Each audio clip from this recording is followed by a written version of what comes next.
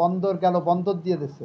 আমরা আইন দিয়ে দেখাইছি বন্দর এবং বন্দর পলিটিক্যাল গভর্নমেন্ট যে সিদ্ধান্ত নিতে পারবেন, এই অন্তর্বর্তীকালীন সরকার একই সিদ্ধান্ত নিতে পারেন।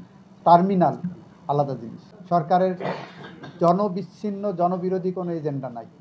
আরেকটা জিনিস, যারা বলছেন বন্দর গেল, বন্দর দিয়ে দিছে, আমরা আইন দিয়ে দেখাইছি বন্দর এবং বন্দর টার্মিনাল আলাদা জিনিস। আইনের মধ্যেই দুইটা ডেফিনেশন দেওয়া আছে। আমরা দিয়েছি টার্মিনালের অপারেশন, দিতে চাচ্ছি, দিইনি এখনো।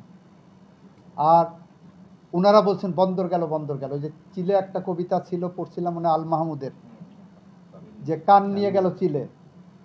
তো চিলের পিছনে দৌড়াচ্ছে, আমি কান দিকে, পরে এসে দেখি যে না, আমার কান কানের জায়গায় আছে। আমাদের এই মামলার ক্ষেত্রে that is one of the best examples. আমার দেশে অন্য সমস্ত সেক্টরে বিদেশিরা ইনভেস্ট করছে না, আমার দেশে বিদেশি ইনভেস্টমেন্ট আনার জন্য আমরা নতুন নতুন আইন করছি। তারা যদি সেখানে এসে কোম্পানি করে সার্ভিস দিতে পারে, কাজ করতে পারে।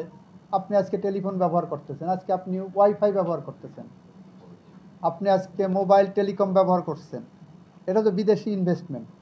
তারা কি বাংলাদেশের সভরেন্টি নিয়ে চলে গেছে? আমাদের কথা, যদি পলিটিক্যাল গভর্নমেন্ট যে সিদ্ধান্ত নিতে পারবেন, এই অন্তর্বর্তীকালীন সরকার একই সিদ্ধান্ত নিতে পারেন।